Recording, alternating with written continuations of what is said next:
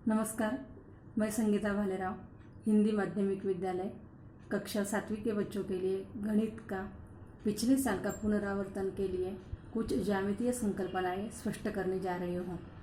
देखो बच्चों, कक्षा 6वीं में तुम लोगों ने बिंदु, रेखाखंड, रेखा, किरण, प्रतल तथा त्रिभुज इन संकल्पनाओं का बारे में अध्ययन कर चुके हैं। फिर से हम लोग उसको पुनरावर्तन के तौर पर थोड़ा दोहराने वाले हैं। सबसे पहले आता है बिंदु। ज्यामितीय संकल्पना में बिंदु का बहुत महत्व होता है। बिंदु जो होता है वो एक छोटे से बिंदियों के द्वारा दिखाया जाता है। सुई, पेंसिल या पेन का जो नुकीला सिरा होता है उसको भी हम लोग बिंदु कहते हैं। और ये जो बिंदु होता है वो अंग्रेजी अक्षरों से दर्शाया जाता है। उसका वाचन करते समय जैसे बिंदु P ऐसा किया जाता है, और ये जो बिंदु होता है वो कैपिटल अक्षरों से ही दर्शाया जाता है। उसके बाद एक रेखीय बिंदु जो होते हैं उनको जोड़कर जो भी भाग तैयार होता है, रेखा तैयार होती है, उसको रेखाखंड कहा जाता है।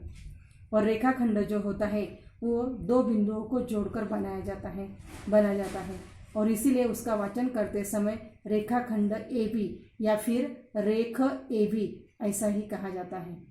उसके बाद आता है रेखा। अब देखो यहाँ पर PQ ये जो दो अंत्य बिंदु है इनके द्वारा ये रेखाखंड जो होता है वो दाईं तरफ और बाईं तरफ दोनों भी तरफ क्या उसको सिरे तीर के द्वारा दिखाया गया है। इसका मतलब ये जो रेखाखंड होता है रेखाखंड PQ ये दाहिनी तरफ भी बढ़ाया जा सकता है और बाईं तरफ भी बढ़ाया जा सकता है, यानी दोनों दिशाओं में ये अमर्याद बढ़ाया जा सकता है।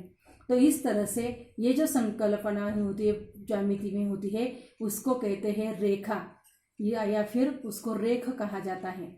और ये जो रेखाखंड PQ जो है वो रेखा का ही एक टुकड़ा होता है और इसीलिए इसका वाचन रेखा का वाचन करते समय रेखा PQ या फिर रेखा QP ऐसा भी किया जाता है।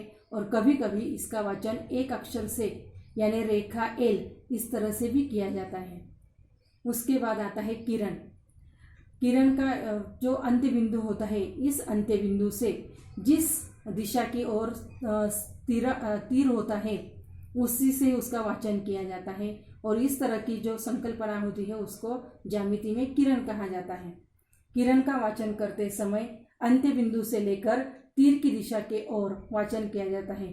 जैसे किरण LM, किरण का वाचन किरण ML ऐसा कभी नहीं करते, इसीलिए उसका वाचन हमेशा अंत्य बिंदु से शुरू किया जाता है, जैसे किरण LM।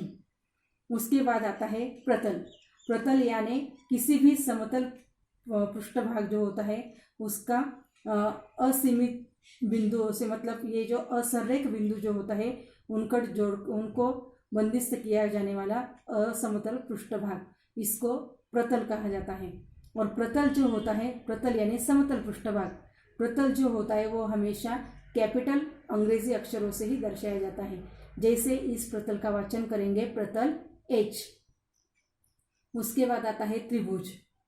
त्रिभुज यानी तीन असरेख बिंदु जो एक रेखा में नहीं है, ABC ये तीनों भी बिंदु एक रेखा में नहीं है। ऐसे असरेख बिंदु जोड़ने के बाद जो भी आकृति बंदिस्त आकृति बनती है उसको कहते हैं त्रिभुज।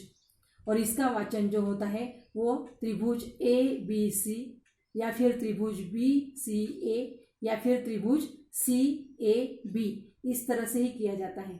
त्रिभुज जो होता है उसको तीन शीर्ष बिंदु होते हैं। उसके बाद उसको तीन भुजाएं होती है, जैसे भुजा AB, भुजा BC और भुजा CA। उसी तरह त्रिभुज को तीन कोण होते हैं, जैसे कोण A, कोण B, कोण C। त्रिभुज के जो तीन कोण होते हैं उनका वाचन एक अक्षर से भी किया जाता है और तीन अक्षरों से भी किया जाता है, जैसे कि कोण ABC, कोण BCA और कोण CAB। तो इस तरह से ये ज्यामिति में कुछ संकल्पनाएं होती है जिनका हमें अध्ययन करना और स्पष्टीकरण करना बहुत आवश्यक होता है। और ये संकल्पनाओं के द्वारा ही हम लोग भूमिति में जो भी कुछ आगे रचनाएं होती है उनको अच्छी तरह से अध्ययन कर सकते हैं, ज्ञात कर सकते हैं। धन्यवाद।